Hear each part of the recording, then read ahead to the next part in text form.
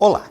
Neste vídeo, iremos repassar as respostas da prova de conhecimentos gerais do Vestibular Belas Artes do segundo semestre de 2018. Vamos lá? Na questão de matemática, você teve uma situação hipotética, onde 3 amigos precisavam avaliar diferentes possibilidades de investimento. Pedro entrou com R$10.000, Antônio entrou com 40% a mais que Pedro. Já Marco entrou com R$2.000 a mais que os outros dois juntos. Em seguida, apresentamos as variáveis dos bancos. O Banco São Paulo oferecia a oportunidade de um investimento que renderia 10% ao ano, em uma aplicação com 2 anos de prazo no regime de juros compostos. O Banco Rio de Janeiro, por sua vez, iria pagar, ao fim de 2 anos, a quantia de R$ 60.800. E, finalmente, o Banco Minas Gerais pagaria 20,5% do investimento ao fim de 2 anos. Após a apresentação dos dados, você teve o seguinte questionamento. Considerando que os 3 investimentos oferecem o mesmo nível de segurança, qual seria a melhor alternativa? Alternativa A, Banco Rio de Janeiro. Alternativa B, Banco São Paulo. Alternativa C, Banco Minas Gerais. Alternativa D, Banco São Paulo e Banco Rio de Janeiro, pois são equivalentes. Se Pedro entrou com R$10.000 e Antônio com 40% a mais, Antônio entrou com R$14.000. Marco entrou com R$2.000 a mais do que os dois juntos, ou seja, um valor de R$26.000.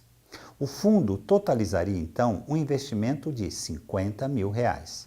Na medida em que o Banco São Paulo paga 10% ao ano no prazo de 2 anos, seu investimento formará um montante de R$50.000 mais 10%, o que resulta R$ 60.500 ao final do segundo ano. O Banco Rio de Janeiro pagará R$ 60.800 e o Banco Minas Gerais pagará R$ 60.250, pois R$ 50.000 mais 20,5% resulta um valor de R$ 60.250. Assim, comparando as 3 alternativas, temos o seguinte cenário. Banco São Paulo, R$ 60.500. Banco Rio de Janeiro, R$ 60.800. Banco Minas Gerais, R$ 60.250. Podemos concluir, então, que a alternativa correta é a alternativa A, ou seja, a melhor decisão seria investir no Banco Rio de Janeiro, pois é o que apresenta maior montante após 2 anos.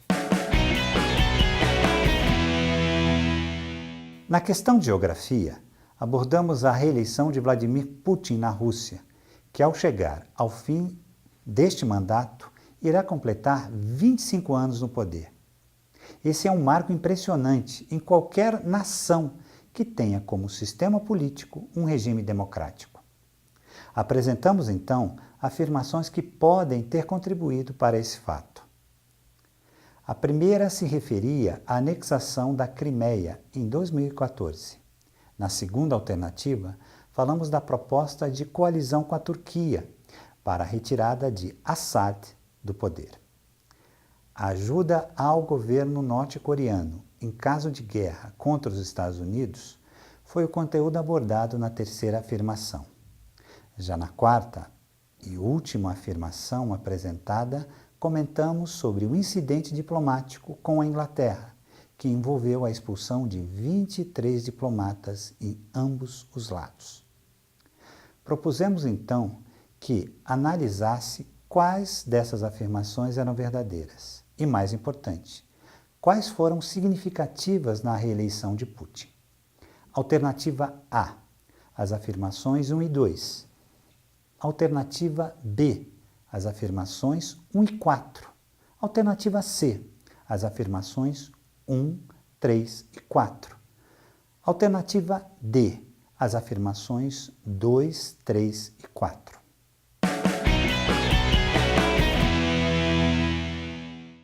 A eleição de Vladimir Putin representa um dos governos mais longos dentro de países democráticos do mundo contemporâneo.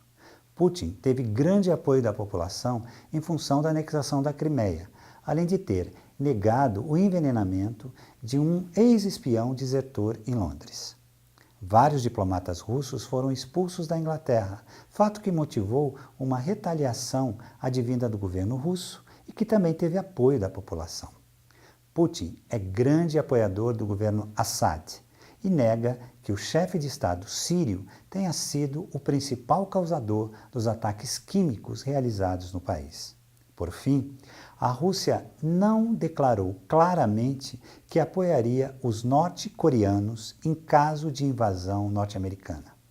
Vladimir Putin admitiu que nem sabe os armamentos que a Coreia do Norte realmente possui, por se tratar de um país fechado. No entanto, sugeriu que o regime de Kim Jong-un já tem mísseis com alcance de até 5.000 quilômetros. A Rússia defende uma solução pacífica para o conflito na Península Coreana. E, de acordo com Putin, os Estados Unidos são o principal obstáculo para a reunificação. A resposta correta, portanto, é a alternativa B. São verdadeiras as afirmações 1 e 4. Na questão de física, você precisou resolver a seguinte situação. A água contida em um recipiente está a temperatura de 2 graus centígrados e na superfície do líquido flutua uma esfera de madeira. Levando em conta as características dos materiais, o que ocorre se somente aumentarmos a temperatura da água até ela atingir 4 graus centígrados? Alternativa A. O volume da água aumenta. Alternativa B. A densidade da água diminui. Alternativa C. O volume da esfera aumenta. Alternativa D. A parte submersa da esfera diminui. A água se comporta diferente de outras substâncias quando falamos da sua variação volumétrica pela variação da temperatura. Em geral, ao se aquecer uma substância, ela aumenta de volume, mas a água, ao ser aquecida de 0 a 4 graus centígrados, se contrai. Isso pode ser explicado pelo fato de que, no estado sólido, os átomos de oxigênio unem-se aos átomos de hidrogênio por uma ligação que chamamos de ponte de hidrogênio, deixando grandes vazios entre eles. De 0 a 4 graus centígrados, essas pontes se rompem e as moléculas passam a ocupar esses vazios, provocando a contração. Com a diminuição do volume da água, ocorre o aumento de sua densidade, como foi explicado no problema. A esfera de madeira não foi aquecida e, portanto, manteve sua densidade inicial, agora mais baixa em relação à densidade da água, deslocando um volume menor de água para se manter flutuando. Este é um exemplo do princípio de Arquimedes. Portanto, a alternativa correta é a D, que diz que a parte submersa da esfera diminui. Na questão de história, abordamos um assunto atual que trouxe à tona fantasmas de um passado não tão distante assim. Você teve que ler um texto sobre o comportamento de Ernesto Geisel em sua relação com membros de movimentos contrários ao regime político da época. Depois, você teve que analisar 4 afirmativas. Afirmativa 1. Ernesto Geisel foi marcado como um presidente que não apoiava execuções de inimigos políticos e de iniciar a redemocratização no país.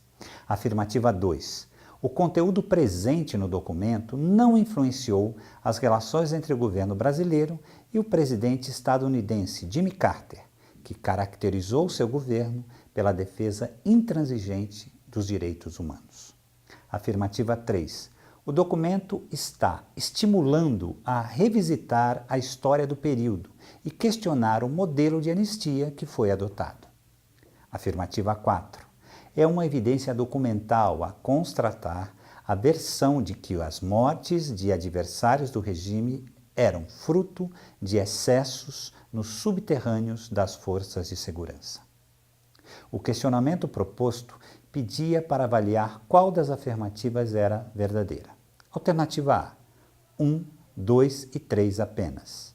Alternativa B, 1, 3 e 4 apenas. Alternativa C, 1 e 3 apenas. Alternativa D, 2 e 4 apenas.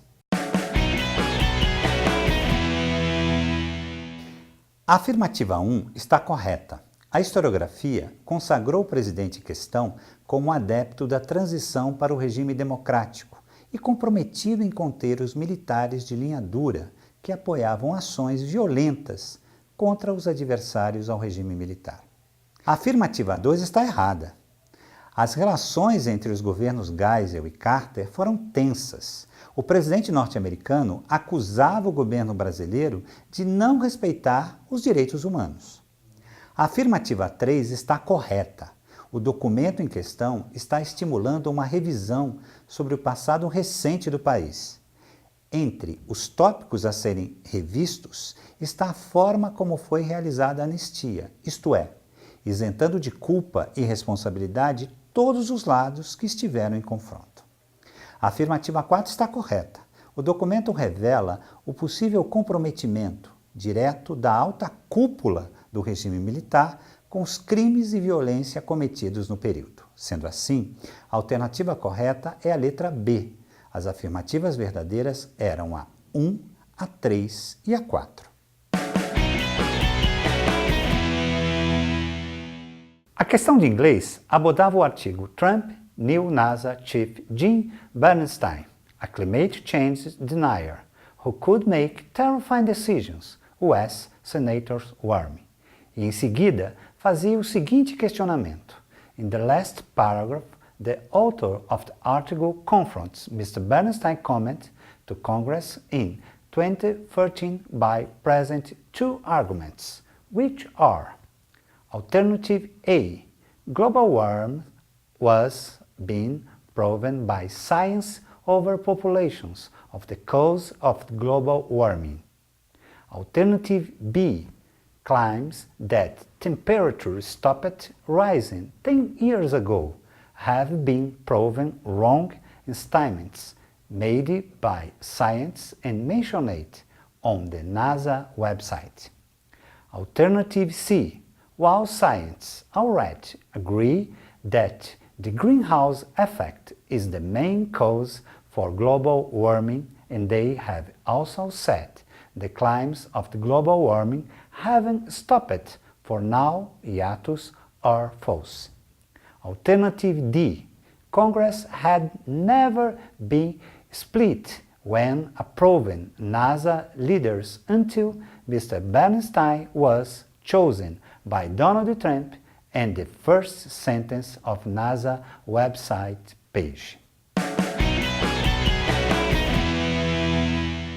A pergunta a ser respondida é: como o autor do artigo analisa os comentários de Jim Bernstein para o Congresso?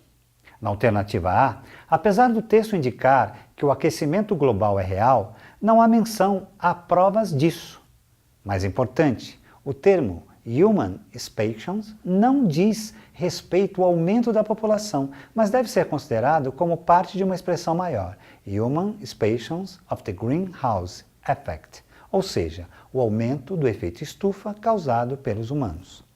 Na alternativa B, no início do último parágrafo, o autor afirma que a existência de um hiato em aquecimento global já foi desmistificado, debunked, e as afirmações no site da NASA são mencionadas no último parágrafo.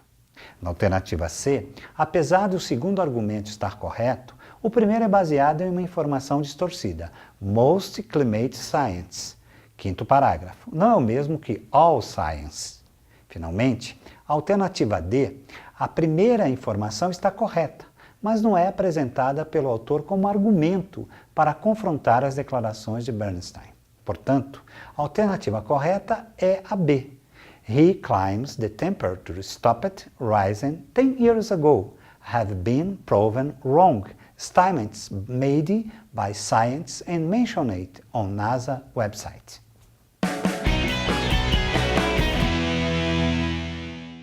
A questão de português apresentava o seguinte texto. Derivada do latim, língua portuguesa é a 7ª mais falada no mundo. que continha dados sobre características, utilização e também sobre a origem da língua portuguesa.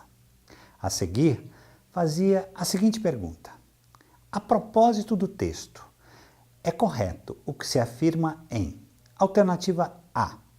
A língua portuguesa originou-se em Roma, assim como o espanhol e o italiano, que também são línguas românicas. Alternativa B. O português é derivado do latim, que parte do grupo das línguas românicas e chega à Península Ibérica entre os séculos 3 e 2 a.C. Alternativa C. No trecho, a Península Ibérica já estava totalmente latinizada e o idioma manteve-se em uso por seus habitantes, o uso da vírgula é facultativo. Alternativa D. Dentre os 7.000 idiomas do mundo, o português é o 7º mais falado nos 9 países onde é língua oficial. Note que o enunciado da questão diz: a propósito do texto, isto é, em relação ao texto, podendo ser, portanto, qualquer questão aplicada a ele. A alternativa A afirma que o português se originou em Roma, mas o correto é afirmar que o latim se originou em Roma e deu origem às línguas românicas, entre as quais o espanhol, o italiano e o português. A alternativa B afirma que o latim parte do grupo das línguas românicas e chega à Península Ibérica, mas o correto é dizer que o português é parte do grupo das línguas românicas. Quanto à alternativa C, no texto o uso da vírgula no trecho apontado é facultativo e não obrigatório, pois se trata de um período composto por coordenação com sujeitos diferentes. É uma questão de gramática entre questões de interpretação de texto, o que obriga o candidato a exercitar a sua competência textual e linguística.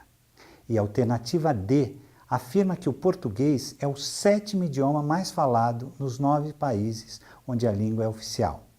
Mas o correto é dizer que o português é o 7º mais falado no mundo e está entre os primeiros onde é língua oficial. Há países em que o português é língua oficial, mas não é o idioma mais falado neles. Logo, a alternativa correta é a C, que afirma que no trecho a Península Ibérica já estava totalmente latinizada e o idioma manteve-se em uso por seus habitantes. O uso da vírgula é facultativo.